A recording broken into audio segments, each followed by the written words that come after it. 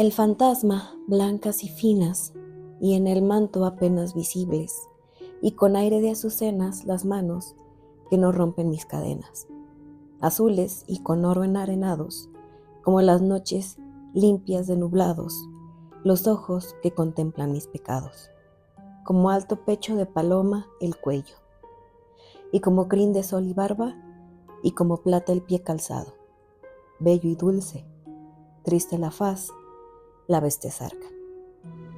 Hola, soy Valeria y me encantan las historias de terror. Muchas gracias por acompañarme en un episodio más. Nos encontramos en una escenografía distinta. Hace mucho que no les veía las caras, pero me alegro de poder entablar una nueva conversación con ustedes.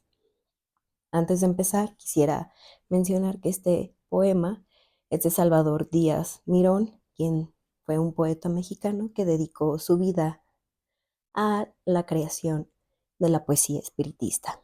Entonces, si están ahí, manifiéstense. Creo que todos hemos escuchado al respecto del espiritismo y lo primero que nos viene a la mente es mujeres con turbantes y plumas, mesas giratorias, bolas de cristal, am, fantasmas como en nubes o sábanas, y sobre todo en la cultura pop se arraiga bastante esta idea. Si bien en las historias y en novelas tomó y sigue tomando un gran auge, fue durante finales del siglo XIX y principios del siglo XX que el espiritismo realmente tomó una fuerza, sobre todo en Europa y Estados Unidos, que obviamente no deja de lado Latinoamérica y en especial México. Surgieron alrededor de estos personajes llamados mediums muchas leyendas, pero pues en sí eran personas que proclamaban tener el poder de contactarse con los muertos y que tenían poderes sobrenaturales para poder hablar con el famoso más allá. Y sobre todo, los avances tecnológicos jugaron un papel muy importante en el espiritismo, ya sea por la aparición del darwinismo, astrología, astronomía, electricidad y psicología. Pero el invento que más tomó fuerza y participación en esta doctrina fue la fotografía, porque como ya lo mencionaba en podcasts anteriores, la fotografía tomó un papel muy importante compensando la pintura, ya que era más barata. Sin embargo, se recuerda que se imprimía en platina, por lo que la persona tenía que mantenerse quieta durante varios minutos para que la imagen pudiera salir nítida. Si alguien se movía antes de tiempo, esto aparecería borroso y se empezó a utilizar esta idea como un, un elemento para jugar y aparentar que eran fantasmas. Entonces, creo que todos hemos visto mucho estas fotografías en las que aparecen personas como difusas y parecen fantasmas, pues era más bien este juego que se usaba. También las famosas fantasmagorías, que eran estos shows espiritistas que aparecían fantasmas alrededor del teatro. Sin embargo, era gracias a proyectores y también a la fotografía que era posible realizar este tipo de actos. Pero ya en 1850, después de bien consolidada esta idea del espiritismo, también hay que recordar que hubo grandes exponentes en la literatura quienes se encontraban muy interesados por este tema. Entre ellos los dos más famosos, Arthur Conan Doyle y Víctor Hugo. No era ningún secreto que eran grandes aficionados de las sesiones espiritistas. Sin embargo, en Latinoamérica y en México no lo podemos dejar de lado y realmente fue mi sorpresa darme cuenta que Francisco I. Madero era un gran adepto al espiritismo, quien diría que el progreso iría de la mano de bolas de cristal, y José Martí. Realmente fue una sorpresa para mí. Entonces, incluso Madero pedía o tenía esta propuesta de incluir el espiritismo como parte de materia de educación básica. No me imagino cómo nos veríamos en este momento intentando pasar Espiritismo 1. Y bueno, el espiritismo aparece como una propuesta entre un equilibrio entre lo espiritual y lo científico. Obviamente había muchos estudiosos con las ganas de querer como comprobar siempre que había más allá, si realmente había una vida o qué había pasado con los muertos, muy apegado con el método científico. De ahí que podamos comprender cómo es que las altas esferas sociales coincidieran y adoptaran esta doctrina con los buenos ojos. Si bien hay historias, registros de grandes charlatanes, sigue habiendo historias que no se pudieron explicar, que siguen a la fecha como una gran interrogante y que no se pudo comprobar en absoluto o a ciencia cierta qué era lo que había pasado en esa sesión. Y para aquellas personas que desconozcan la materia del espiritismo, lo que implica es una comunión y una comunicación con vivos y muertos. Y es una serie de pasos los que se tienen que llevar para poder realizar la conexión con éxito. Se supone que es un método intuitivo y racional, los cuales se sistematizan y se preparan para la comunicación. Por ejemplo, eh, el movimiento que realmente hizo que todo mundo pusiera sus ojos en el espiritismo fue un caso en 1848 en Hydesville, Nueva York, de una niña de apellido Fox, la cual empezó a escuchar ciertos ruidos en su casa y descifró en ellos un mensaje enviado por el inquilino anterior, que al parecer había fallecido. Entonces, en consecuencia, se hizo común el término mediumnidad para referirse a lo que posee como ciencia y el don de evocar espíritus, de producir sus manifestaciones y de servir como un intermediario en las relaciones con los seres humanos y seres del más allá. Así que normalmente la comunicación era por medio de golpes y eran tan comprensibles que se podrían establecer conversaciones que al parecer daban respuesta a un mundo invisible y que incluso podían tener sesiones con espíritus que al parecer podían tener gracia y poesía. Y tras varios eventos extraordinarios, se implantaron no solo este tipo de raps, como los mencionan, sino que también este sistema de golpes dio paso para lo que después sería la Ouija, la cual daba oportunidad a entablar una conversación que no se podía responder solamente con sí o con no. Estas prácticas se implantaron principalmente en Europa, como les digo, pero el, este boom que apareció, realmente quien pone como las líneas para esta doctrina es Hippolyte Léon Denisard Ribal, mejor conocido por su seudónimo que era Allan Kardec, quien escribió 3 de los libros más importantes para el espiritismo. El primero es el libro de los mediums, el segundo es el libro de los espíritus y el tercero el Evangelio según el espiritismo y obviamente otros. Se editaría por la Revue Spirit en 1858 y ese mismo año fundaría la Sociedad Parisina de Estudios Espiritistas. No solo en París era un gran boom, como podemos ver, sino también acá en México, ya que en 1872 el general Refugio y González, sí, incluso la milicia estaba envuelta en esta misticidad que envolvía el espiritismo.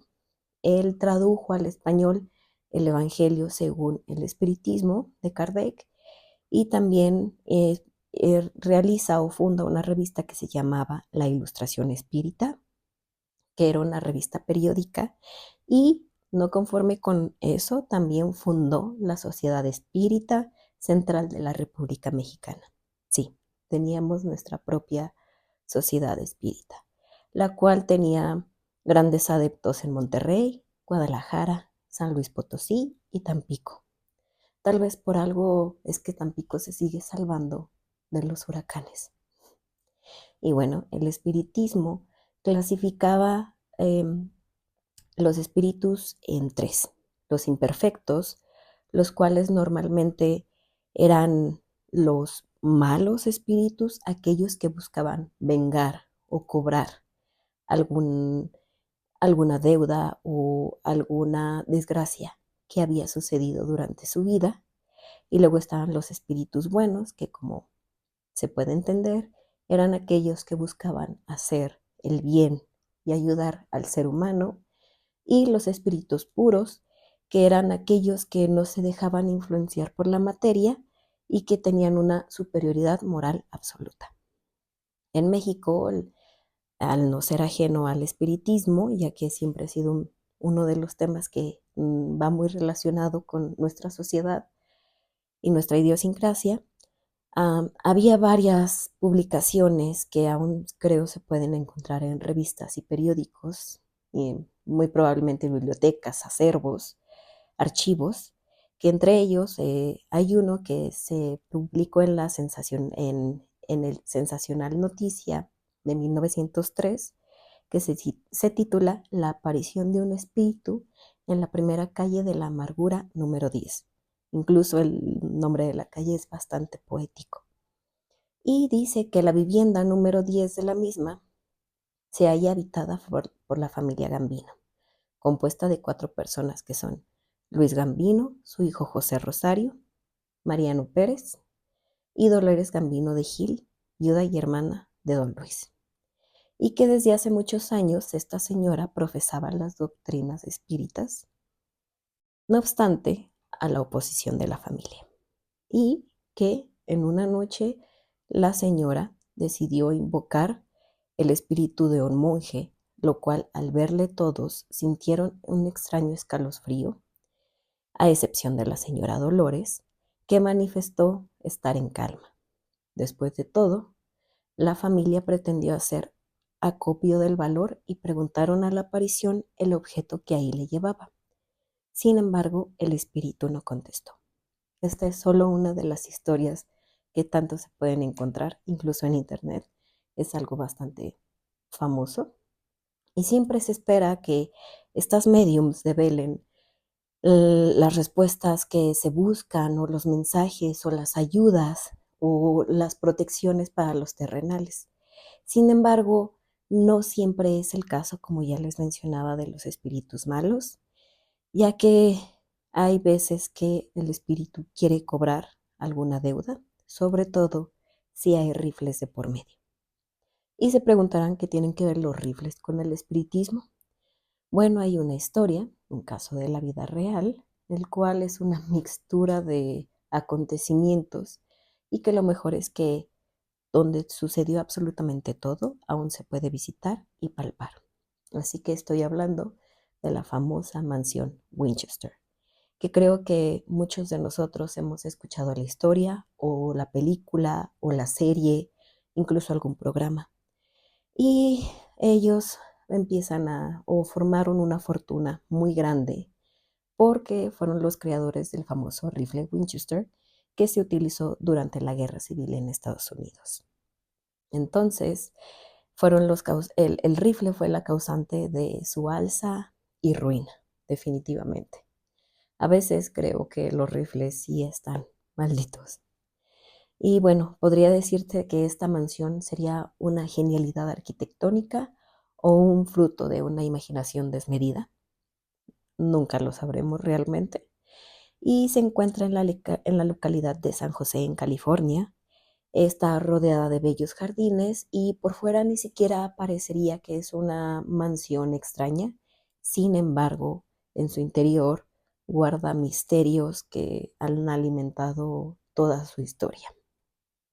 Esta mansión la habitó Sarah Winchester, viuda de Winchester, quien a a sus 20 años se casa con William Winchester, dueño de la compañía de rifles, y tuvieron una hija, la cual se llamaba Annie, pero moriría trágicamente un mes más tarde debido a marasmo, que es una enfermedad relacionada con la falta de proteínas y calorías, cosa bastante extraña para ser una familia de clase alta.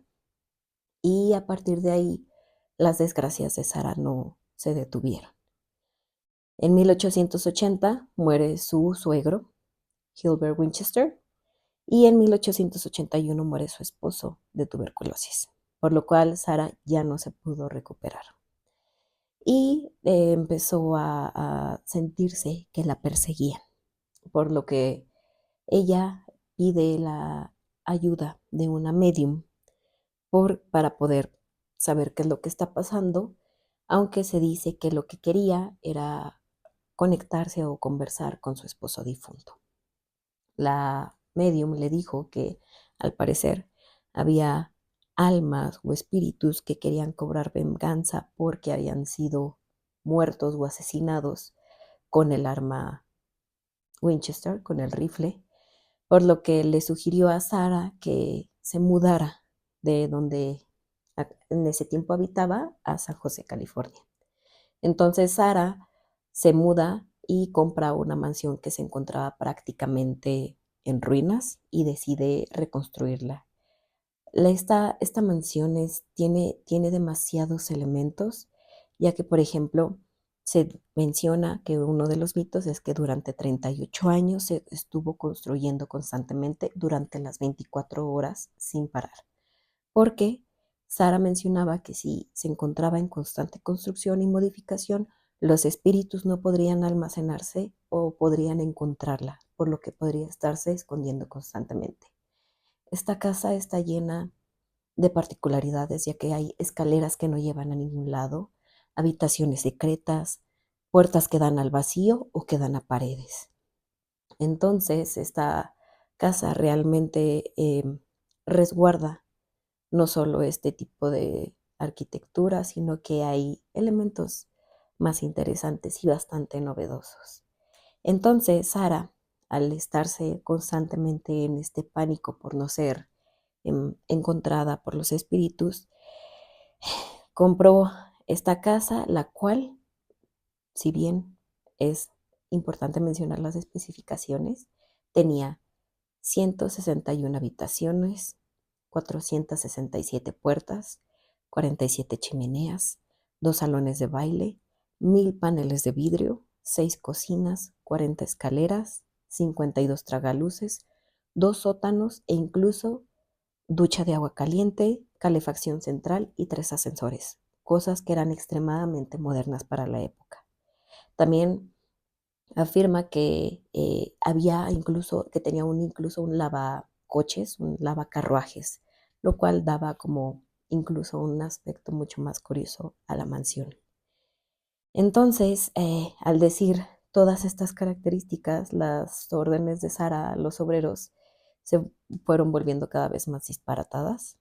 Por ejemplo, después del terremoto de 1906, que parte de la casa se derrumba, Sara batalló mucho para poder recuperarse y esto le afectó profundamente. Entonces la mujer empezó a tener más miedo a los fantasmas y que para despistarlos hizo construir laberínticos pasillos y escaleras que no conducían a ninguna parte y puertas que daban al vacío. Y parecía que Sara también tenía una obsesión con el número 13. Había, por ejemplo, este número se repetía en las cúpulas del invernadero, en los paneles de cristal de las ventanas y en las paredes de madera.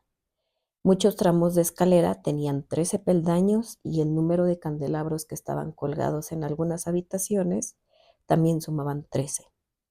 Otras habladurías en ocasiones dicen que al realizar sus sesiones de espiritismo, las realizaba en una tétrica torre de la casa a la que le llamaban el sombrero de la bruja.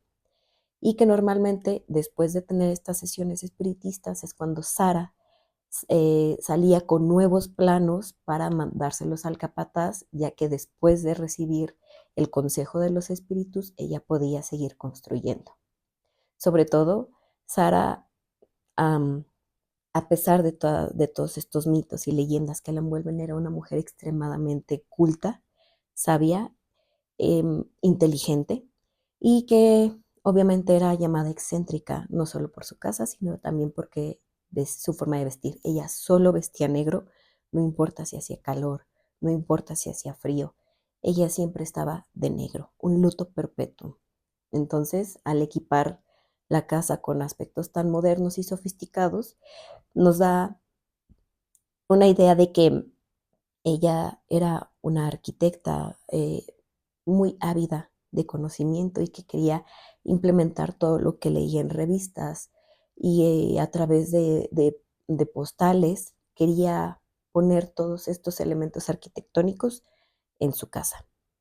Otro aspecto curioso es que el edificio en el que tenía las escaleras, los escalones eran casi planos y eran muy pequeños, eran bastante claustrofóbicos, ya que estaban diseñados para recorrer más espacio a menos altura, debido a que ella tenía artritis y esto le hacía muy difícil subir las escaleras.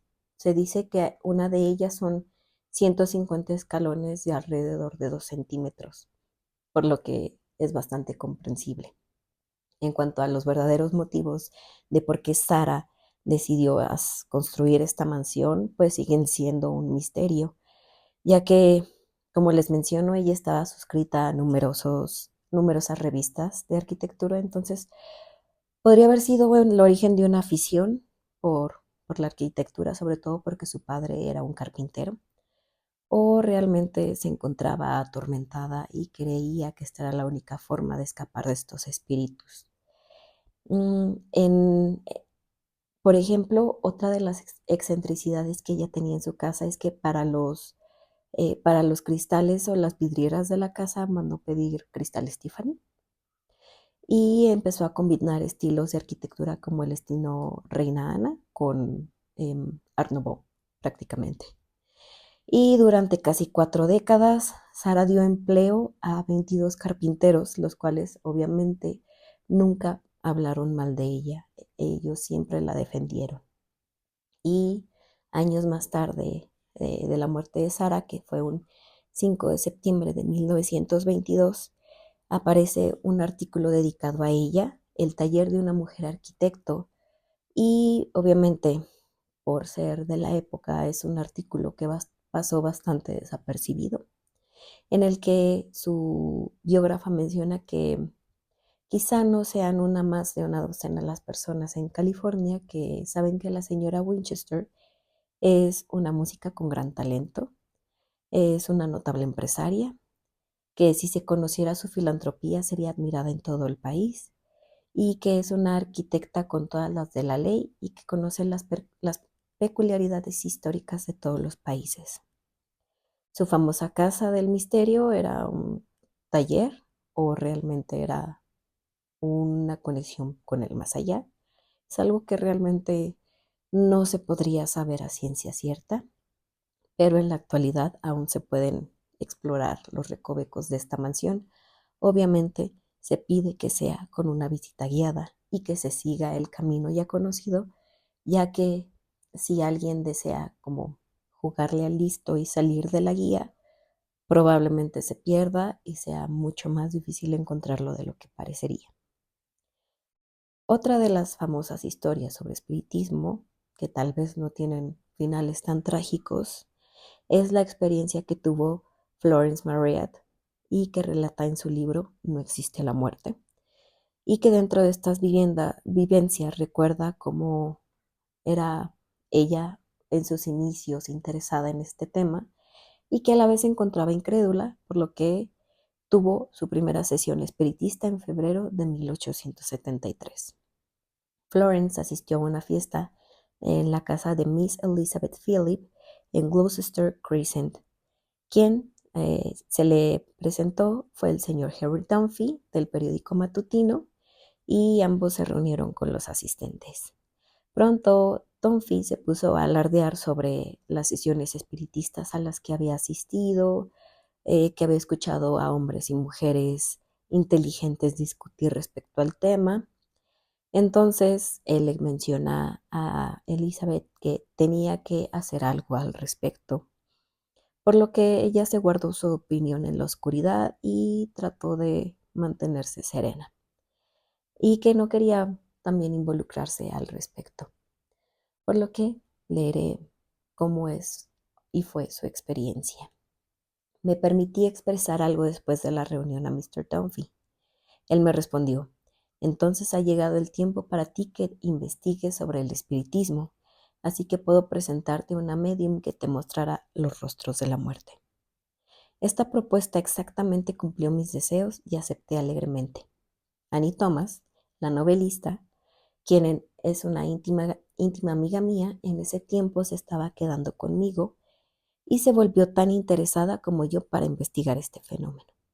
Tomamos la dirección de la señorita Holmes, la medium americana, que nos introdujo con el señor Dunphy, y luego durante nuestra visita en Londres nos hospedamos entre la calle del Viejo Quebec y la Plaza Portman, pero nos negamos a que nos presentaran. Preferimos ir de incógnitas. Respectivamente, la noche siguiente, cuando la medium realizó una sesión pública, nos presentamos a la puerta de la señora Holmes, y primero, retirándonos nuestros anillos de matrimonio y tratando de vernos lo más virginales posibles, nos presentamos como la señorita Taylor y la señorita Turner. Estoy perfectamente consciente de que me habían mencionado de que esta medium no era de fiar. Es como si un sirviente que era perfectamente honesto y estaba a mi servicio me dejara por una situación donde fuera encontrado robando. Esto no altera el hecho de que no me robó a mí. Aparte, no conozco una sola medium de quien en algún punto u otro no haya escuchado la misma cosa. Tampoco creo, sin que sea ciencia cierta, de una sola mujer en algún punto u otro que se haya visto envuelta en escándalos por su mismo sexo, sin importar qué tan pura y casta podría pensar que el mundo la imagina. Ninguno de los dos casos me afecta en mi decisión. Valoro a mis conocidos por lo que son para mí, por lo que no son para otros, y he puesto mi confianza por lo que he visto y escuchado. Por lo que no es secreto que la medium con la que me senté ha engañado a alguien más antes o después. Mi único trabajo aquí era que yo no fuera engañada, y yo nunca, respecto al espiritismo, he aceptado algo que no pueda probar por mí misma. La señorita Holmes no nos recibió de manera muy agradable en la presente ocasión.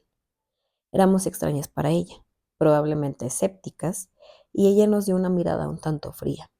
Era una noche amarga y la nieve caía tan gruesa en el suelo que tuvimos un poco de problemas para encontrar un coche que nos llevara a Bayswater, a la calle del Viejo Quebec.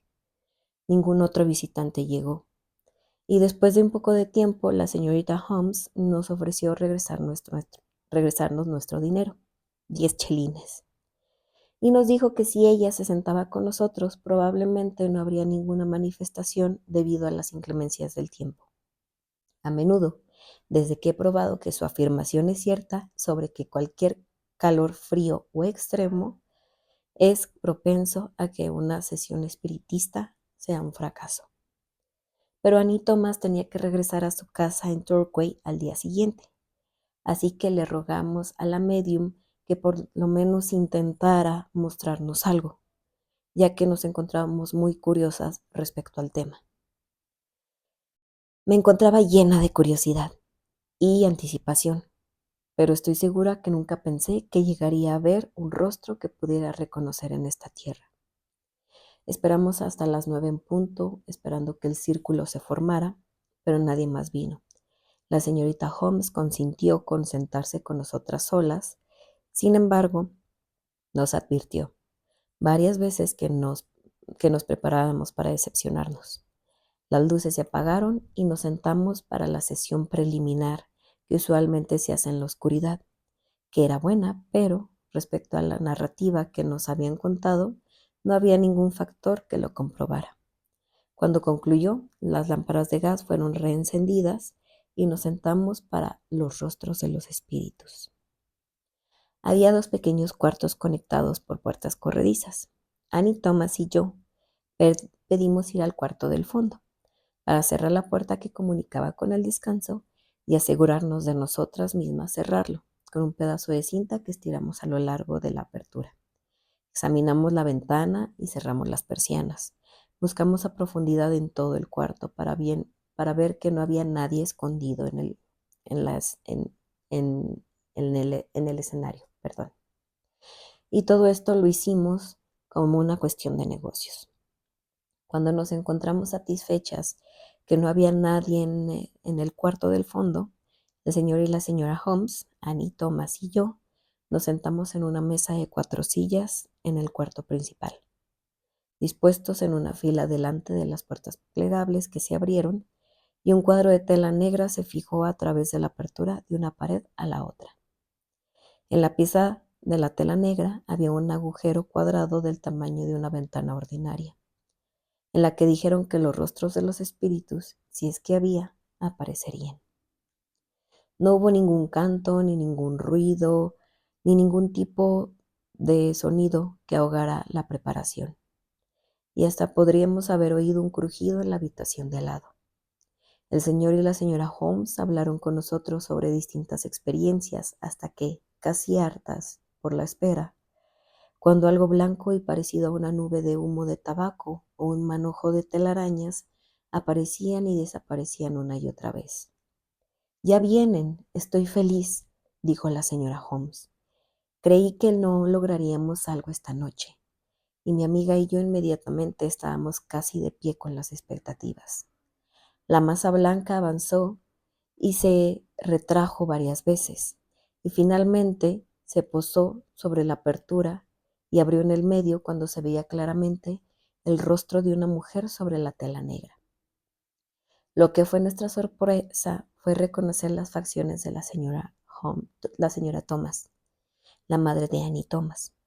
Aquí debería decirles a mis lectores que el padre de Annie, quien era un general en la Marina Real y capitán de la guardacosta de Morston en Norfolk, ha sido un vecino cercano y un gran amigo, y sus hijos y yo crecimos como hermanos. Por lo tanto, conocía bien al señor Thomas y la reconocí de inmediato, así como claro lo hizo su hija. 2 personas como testigos se considera suficiente en derecho. Debería de ser aceptado por la sociedad. La pobre Annie estaba muy afectada y le habló a su madre de la manera más incoherentemente posible. El espíritu no parecía capaz de responder con palabras, pero inclinaba su cabeza o la sacudía, dependiendo si ella deseaba decir sí o no. No pude evitar sentirme sobrecogida por la aparición de la querida anciana, pero la única cosa que me desconcertó fue la capa que llevaba, que estaba hecha de red blanca, pegada firmemente alrededor de su cara, y diferente a todo lo que había visto usar en la vida. Le susurré esto a Annie, y ella respondió de inmediato: «Es el manto con el que fue enterrada», lo que resolvió la pregunta. La señora Thomas tenía un rostro muy agradable, pero de aspecto poco común, con unos ojos negros brillantes y una tez rosada con blanco como la de un niño. Fue un momento antes de que pudieran persuadir a Annie de dejar ir a su madre, pero el siguiente rostro que se presentó la sorprendió tanto como el primero. Ella reconoció al capitán Gordon, un caballero que ella había conocido íntimamente y desde hacía mucho tiempo. Nunca había visto al capitán Gordon en persona, pero había escuchado de él y supe que había muerto en un accidente repentino. Todo lo que vi fue la cabeza de un hombre guapo, justo y joven, y no sentí ningún interés personal en su apariencia. Ocupé el tiempo de mi amiga conversando con él para examinar minuciosamente el trabajo de los músculos de su garganta, que sin lugar a dudas se estiraba cuando movía la cabeza. Mientras lo veía, él se inclinó hacia adelante y vi una mancha oscura que parecía ser un coágulo de sangre en su cabello rubio, en el lado izquierdo de su frente. «Annie, ¿de qué murió el capitán Gordon?» «Él cayó de un vagón de tren», contestó, y su cabeza se golpeó la cabeza con el riel. Después le apunté a ella la sangre en su cabello. Varios rostros que no pudimos reconocer aparecieron. Por último, vino un caballero, aparentemente moldeado como un busto de yeso. Él tenía un tipo de sombrero de copa, cabello rizado y una barba, pero de ser perfectamente incoloro, se veía tan antinatural que no pude reconocer un parecido con ningún amigo mío, a pesar de que seguía inclinándose en mi dirección para indicar que lo conocía o lo había conocido. Examiné ese rostro una y otra vez en vano. Nada en él me resultó familiar, hasta que la boca rompió en una sonrisa grave y divertida ante mi perplejidad. En un momento reconocí que era mi gran viejo amigo, John Pauls, cuya historia relataré más adelante. Exclamé, Pauls, y saltó hacia mí el llamado, pero con mi acción repentina la figura desapareció. Estaba terriblemente molesta por mi imprudencia. De todos los amigos era el que más deseaba ver, y me senté ahí rezando y esperando que el espíritu regresara, pero no lo hizo. La madre y el amigo de Annie Thomas regresaron varias veces. En efecto, Annie llamó al capitán Gordon tantas veces que en su última aparición su energía se veía tan exhausta que su rostro parecía un boceto descolorido en acuarela. Pero Pauls había desaparecido por completo. El último rostro que vimos esa noche fue el de una niña, y solo sus ojos y nariz eran visibles. El resto de su cabeza y rostro estaban envueltos en un tipo de velo blanco como muselina. La señora Holmes le preguntó que por quién venía, y ella respondió que por mí. Dije que debía de haberse equivocado y que nunca en mi vida había conocido a alguien de esa edad conectada a mí en el mundo espiritual. Por lo que la señora Holmes me preguntó, ¿no recuerdas a alguien de esa edad? Una prima, una hermana, una sobrina, una hija de un amigo. Intenté recordar, pero no pude pensar en alguien. Y respondía, no, ningún niño de esa edad. Luego ella se dirigió al pequeño espíritu. Te has equivocado. No hay nadie aquí que te conozca. Lo mejor es que sigas tu camino. Así que la niña desapareció, pero muy lentamente y de mala gana. Pude leer la decepción en sus ojos, y después que desapareció, se volvió a asomar en una esquina y me duró viendo largo rato. Era Florence, mi querida niña perdida, como luego la llamé, quien me había dejado cuando era una bebé de 10 días de nacida y a quien al principio no reconocí ahora como una niña de 10 años. Así terminó la primera sesión a la que asistí y tuvo una fuerte impresión en mi mente. La señora Holmes, dándonos las buenas noches, dijo, ustedes, señoritas, deben de ser dos mediums muy poderosas. Nunca había presenciado con extraños una sesión tan exitosa. Esta noticia nos exaltó. Estábamos ansiosas por seguir nuestra investigación y estábamos encantadas de pensar que podríamos tener sesiones en casa. Y tan pronto Annie Thomas se asentó en su casa en Londres, acordamos de tener reuniones regularmente para lograr nuestro propósito. Esa fue la sesión que me hizo estudiante de fenómenos psicológicos que los hombres del siglo XIX llamaban espiritismo. Esto me incitó a seguir y seguir hasta haber escuchado y visto cosas que en ese momento me parecían imposibles. Así, una historia más que nos cuenta que es posible realizar este contacto con el más allá por medio de procedimientos y pasos a seguir, obviamente, cuando existe alguien que tiene este don. Por último, solo me queda mencionar que si se siguen interesando por este tema, en el lado más literario mexicano, hay escritores que podemos encontrar como Pedro Castera Minero y Octavio Mancera, quienes dedicaron su obra a realizar la creación alrededor del espiritismo y que uno de sus cuentos más famosos es de El crimen, en el que cuenta que es verdad y que al parecer un espíritu ayuda a encontrar los culpables de aquel que fue asesinado. En la descripción dejo los links de donde obtuve esta información, tanto en la revista de Lina como la de Tierra Adentro, y también el link del libro de la señorita Elizabeth. No me queda más que agradecerles por una vez más escucharme, estar presentes y acompañarme en este camino de historias. Me siento muy feliz de regresar. Espero no desaparecerme tanto y les deseo un buen día, una buena tarde, una buena noche y sobre todo un buen morir. Tomen buenas decisiones. Bye.